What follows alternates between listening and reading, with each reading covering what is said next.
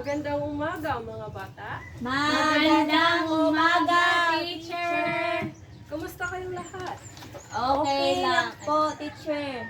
Sige, maaaring mag-slow kayo. So, may lumiban ba ngayon sa klase?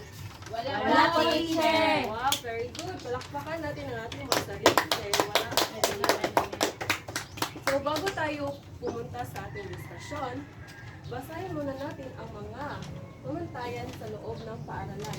Una, Makinig sa guro. pangalawa, Itaas ang kamay bago sumagot. pangatlo, Manatili sa upuan.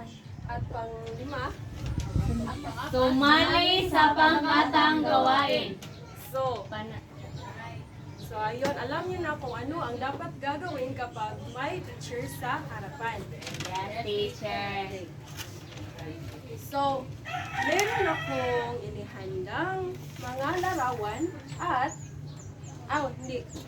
Wait, sorry. Gusto niyo ba ng kanta? Yes, teacher. Sige. Maring tumayo ang lahat para sumayaw at kumanta. Okay. Sumayaw ang lahat upang masigla tayo. Turuan mo kami, teacher. Matulad ni Sharon, kaya akong nakita. Mataba, mapayat mga bibe, ngunit ang may pakpak sa likod ay iisa. Siyang lider na nagsabi ng kwak, kwak, kwak, kwak, kwak, kwak, kwak, kwak. Siyang lider na nagsabi ng kwak, kwak. Nasa ilong ang sabi, kumending, kumending ang mga bibe, ngunit ang may pakpak sa likod ay iisa. Siyang lider na nagsabi ng kwak, kwak, kwak, kwak, kwak, kwak, kwak, kwak. Siyang lider na nagsabi ng Kwak, kwak. Okay, very good. So, Maraming maaaring pa lahat. Wow! Kanang naging masaya ba kayo? Yes, teacher! Naging masigla ko Okay. ngayon. Dahil kayo ay naging masigla, so ngayon, meron akong ipapakitang larawan at ibahagi nyo sa akin or sasabihin nyo sa akin kung ano ang posibleng mangyari kapag ang batang ito or ang taong ito ay abusado sa paggamit ito. Unang larawan, ito. Ano ito? Cellphone ng bata, teacher. Cellphone ng bata, teacher. Okay, gumagamit siya ng cellphone. Ano kaya ang posibleng mangyari sa bata kapag hindi niya iniiwasan ang paggamit ng cellphone? Tama. Maapektuhan ang kalusugan, teacher. Tama, very good. Tsaka yung mata. Very good. Sasakit ang kanyang mata. Ma-influensyahan ng mga masamang Very good. How about this one? Last one. Ano po yung teacher? Tumatawa ang bata, teacher. Kumakain siya, teacher. Ay, kumakain pala yan, teacher. Very good. This is correct. Ang bata ay kumakain ng tsokolate. Alam ko kasi nahiya lang siya. Tumatawa siya eh. Ano kaya ang Sa mata ko lang ang ito. posibleng mangyari sa bata kapag ito ay Masakit ang ngipin. Yung ngipin, teacher, may itim. very good, iitim ang ngipin at sasakit. Kayo ba ay kumakain ng tsokolate? Yes. Opo, teacher. Yes, teacher, pero- magtutuprush po kami Okay, pagkatapos. ito dapat Isa lang ang kinakain namin. Yes. At gusto ko yung brown tissue. brown, yes. Masarap yan. Brown na siya. So, yes. My God. Gusto ko ang inyong mga participation ngayon, ha? Active kayo. Okay. Thank you, teacher. Okay? So, si teacher ay may inihandang isang flashcard. So, gusto nyo ba ng flashcard? Yes, po yan, teacher. teacher. My pictures. Okay, so, Ang init ng tubig. ipapakita ko sa inyo ito at sasabihin nyo sa akin kung ano ang pangalan at saan ito siya nakatira or saan pwede siyang makita. Ano ito? Turtle! Teacher. Dagat, teacher. Tabing dagat. Asan Pwede yun din sa Sa dagat, dagat, teacher. Dagat. Very Langoy na good. siya. How about this one? Ay! Ilog. Bibi. Hindi yung bibi. Tubig. Sapa. Sapa, teacher. Sapa. Lawa, okay. Tubig. Sapa ay isang maliit na Ilog. ilog. Very good. So, how about this one? Sanga, teacher. Kahoy. Sanga. Tanga. Oh, very good. Sanga po, Celsi. Ito ay isang patpat o maliit na sanga. Ay, And lastly is to. Bibi. Bibi. Nandito pa si Bibi. Bibi. Oh, nandiyan pa Parang si ako yan, Bibi. teacher. Ito ay isang gansa. Ay, ganito to. So, ang gansa ay isang ibon na marunong lumangoy at kauri ng Hindi pala baby. yan, bibi. Yes, Da. kauri. Kauri lang pala, Yes, teacher. kauri sa'yo. Kapatid sila. So ngayon, alam niyo ba kung ano ang gagawin ni teacher? Wala, teacher. Anong gagawin mo, teacher? Okay. Meron akong babasahing kwentong pabula. At Wow! kayo Excited ay... po kami, teacher! Very good, yeah. Dapat kayo ay makinig. So, ano Opo, ang teacher. dapat ang gagawin kapag ang teacher ay nasa harapan? Makinig. Oh, very good. Katahimikan. Makinig. So, dahil ay panikita ko yung mga pictures, mga flashcards, so may alam na kayo kung ano ang itong ating talakayin. So, ano ang inyong nakita? Ang madaldal Madaldal na na pagong. pagong. Very good. Ang madaldal. Yes, ito ang ating... Parang kami, teacher, madaldal. Yes. So, handa na ba kayo? Yes, teacher! Yes, Gusto ko very ng kwento. good. I love your energy. Yes, very energetic. So, okay, magsisimula na si teacher ha, dapat makinig. So, ang madaldal na pagong. Babasahin ko at may follow-up na question ha. Dapat attentive kayo. So, isang araw, isang umagang maganda ang panahon ay nagkita-kita sa tabing sapa ang magkakaibigan. Sila ay si Pagong Daldal, si Abuhing Gansa at Puting Gansa. Sino ang magkakaibigan at saan sila nagkita-kita? Sa ilog, teacher. Very good. At sino ang magkakaibigan? Tatlong Si magkakaibigan. Pagong Daldal at si Gansa. Si Gansa. Very good. So, gustong sumama ni Pagong Daldal sa tirahan ni Abuhing Gansa at Puting Gansa, ngunit hindi siya makalipad. Nakaisip ng magandang paraan si Puting Gansa. Sabi niya, kakagatin mo itong patpat sa gitna. Kakagatin naman namin ni Abuhing Gansa magkabilang dulo at sapat hayong lilipad. Kaya lamang ito ang tatatandaan mo. Huwag na huwag kang magsasalita kung hindi ay mahuhulog ka at lalapa ka sa lupa. Ano ang kinagat ni Pagong Daldal? Patpat. Very good, patpat. Ano ang sinabi ni Puting Gansa upang hindi siya mahulog? Yes, very good. Hindi siya tatawa or hindi magsasalita. So, pagkatapos, tuwang-tuwa si Pagong Daldal nang nasa ibabaw na siya ng punong kahoy. Waring nakaakyat sa langit ang pakiramdam ni Pagong Daldal. Ano ang pakiramdam ni Pagong Daldal nang habang nasiya sa puno ng kahoy? Totoo. Yes, natutuwa or waring nakaakyat sa langit. Nakita ng mga batang na nagsisipaglaruan sa parang ang lumilipad na pagong. Naghiyawan sila sa tuwa at itinuro nila ang pagong na kagat-kagat ang patpat. Nagalit si Pagong Daldal. Sabi niya, mga bata, hindi natapos ang iba pang salita ni Pagong Daldal. So doon lamang nagtatapos ang ating pabulang kwento at ngayon naman ay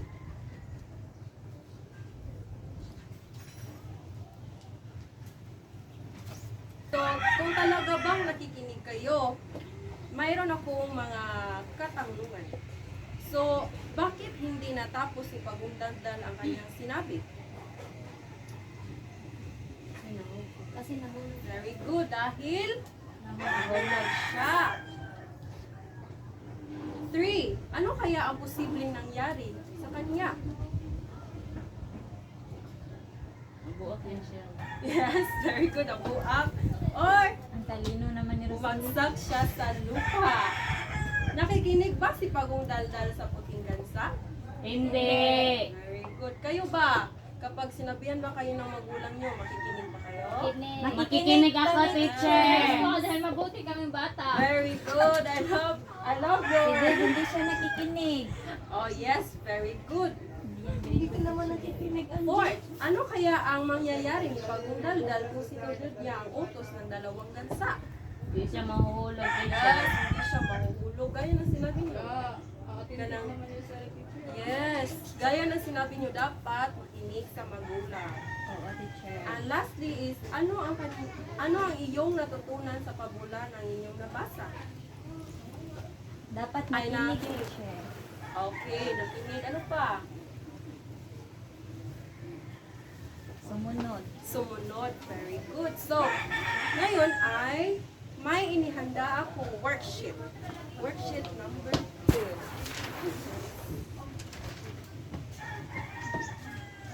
So, kayo ay maghanda ng isang buong papel at isulat ito at sagutan. Wala, naubos na ang aking papel. Wala ka ng papel? Oh, Hiram naman. Bigyan kita ng papel, Hawi. Hindi naman ninirang ang papel. Teacher. Nakalimutan siya. Huwag mo kalimutan. Ay, makinig sa guro. Kung natilihing ang katahimikan. Ang papel mo, bes. Salamat sa inyo. So, ito. Tapos na ba? May mga papel na ba lahat? Nasa Opo, papel, teacher. teacher. Sulatin ba yan lahat, teacher? Wait. Mahintay muna sa Okay, teacher. panuto. Okay. Babasahin ko ang panuto, ha? Panuto, basahin ang mga pangungusap, bilugan ng titik ng tamang sagot. So, from 1 to 4, dito lang po, 1 to 4 lang po ang sulatin nyo. I will give you 10 minutes for Copy and teacher. Oh, copy and Kaya nga sa Latin, isabi niya. Tapos na? Tapos na po, teacher. Wala pa ako, Wala pa, teacher. Number 4 pa ako. Okay, take your Haba time. kasi ng number 4.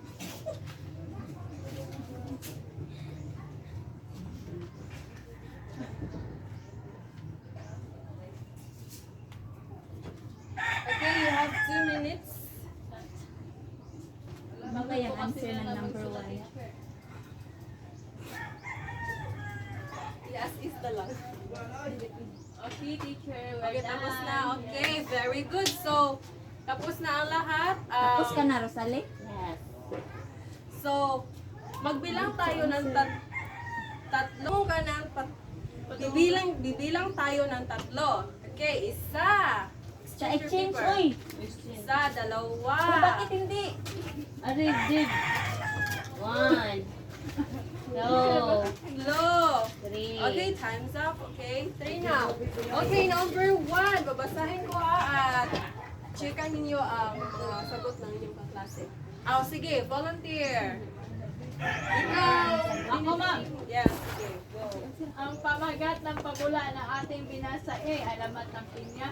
B. Si Pagong si Putinggan sa madaldal na Pagong. Letter C, teacher! Very good. Ang madaldal na pagong. Number 2. Who Black wants chick to si volunteer? Rosalie. Okay, ikaw, miss. Sino ang pangunahing bida ng pabula? Si Pagong Daldal, teacher. Si Very good. Letter C. Number 3. Ano ang kinagat ni Pagong Daldal, Puting Gansa at sana teacher, Buking Gansa? Yes. Pat teacher. Very good, Patpat. letter A. Put check on your paper. Number 4, last. Bo. Elsie. Ano ang pakiramdam ni Pagong Daldal habang nasa ibabaw? B. B teacher. Very good, B. So, nakakuha ba ng perfect score? Yes! Yes, Yes, teacher. teacher. So, Perfect, yes, very good pa. Pasa lahat ng mga papel.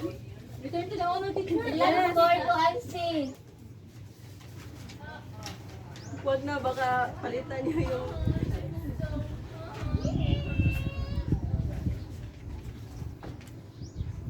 So, meron na naman tayong gawain. This is the last, ito ang pinaka-last ha. Gawain number 2. 3. Sorry. Pasensyahan niyo si teacher dahil minsan may pagka-Alzheimer.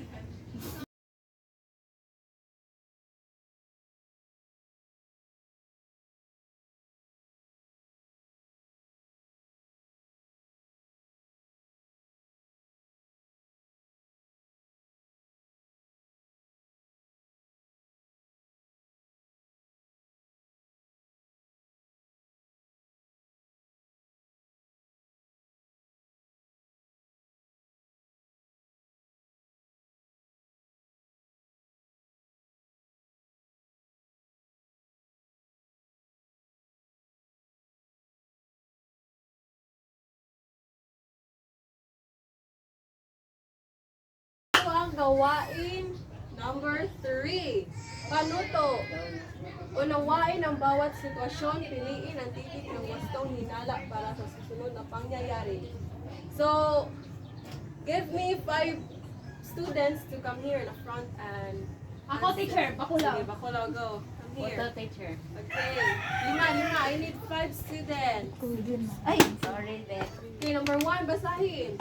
Si Ana ay mahilig kumain ng chocolate at candy. Of course, teacher, kapag ang bata ay mahilig kumain ng candy, syempre, masisira ang kanilang Oh, very good. Tama. Dapat, pagkatapos kumain ng candy, ano ang gagawin? Gaminom ng tubig, teacher, Oh, para very hindi or mag-toothbrush ko. Oh, very good. Mag-brush. Okay, ikaw. Miss Maganda. May tama. Masipag si Lina. Inaalagaan niya ng mabuti ang kanyang mga bulaklak. Letter B, teacher. Very good. Ano ang letter B? Tataba ang kanyang mga bulaklak Yes. dahil inalagaan niya ng mabuti. Tama. Katulad ng inyong ngipin, dapat alagaan niyo ang inyong ngipin. Yes, teacher. Nagising si Mang Juan na sirang-sira ang kanyang mga halaman. Natumba ang mga puno ng mga bulaklak, wala ng dahon ang mga gulay. Siyempre, teacher, kung ako nasa sitwasyon niya, malulungkot ako. Letter B, teacher. Oh, very good. Malulungkot si... Circle. Malulungkot si Baby Angel. Yes. Sino nga naman ang magiging masaya kapag... Tapos si nanay ang teacher, bunalan po kami. Oh, number 4. Okay, sige, ikaw. Marami ang tubig sa ilog sapagkat marami ang natatapon na basura. So, maraming isda ang matay. Oh, very good. Wala, very good naman ni Alice. Papakan mo natin mga tiga-klase. Palakpakan. Gusto ko yung Wow, very good. Matalino sa Last, klase, eh. number 5. Sige, ikaw, maganda. Nakita ni Teacher, Diana maganda na naman namulog yung ang video. cellphone ni Aling Carta kaya hinabol niya ito. binigay na ito. Pamuyo eh. Baka ma-present. Wow, very good. Uy, ang galing pala ng aking mga students. Teacher, ma-honor po kami. Mga hospital. Alam mo ba, teacher, mga lister to sila? Oh, yes. Walang Gusto ko dialysis yan. sa Dapat- elementary. Dialysis center. So ngayon, alam niyo na lahat. So ngayon, wala na pa kayong mga katanungan? Wala na po, Wala, teacher. ang galing mo, Okay. galing niyo magturo. Very good. Thank you for that compliment. So, ngayon ay kunin niyo ang inyong asul na kwaderno at isulat ang inyong assignment. Tapos sa sultan. Yellow green. Guys, Blue. Okay. Yellow green ang akin eh. Pagiran ko lang ito. So, takdang aralin. Ito ang inyong gagawin ha, makinig. Ano to? Ibigay ang mga sumusunod na mangyayari sa kwento. Copy na mo, teacher. Oo, i-copy nyo tapos ipasa nyo bukas. So, ito, sulat nyo lang. Maraming tanim na halaman si Tony. Inalagaan niya ito sa araw-araw, dinidiligan at nilalagyan din niya ng pataba. Biglang nagkawala ang alagang manok. Nagpunta ito sa kanyang halaman. Pagdating ni Tony, nagulat siya sa kanyang nakita. So dito ay isusulat ninyo kung ano ang posibleng mangyari. Ah, Opo, teacher. okay. Ipapasa ninyo yung bukas, ha? Yes, teacher. Very good. So, wasi tayo lahat para sa Yay! panalangin. And Father, the Son, the Holy Spirit. Amen. Glory be to the Father, and to the Son, and to the Holy Spirit. Amen. As in the beginning, is now, and ever shall be, world without end. Amen. The Father, the Son, the Holy Spirit. Amen. Bye,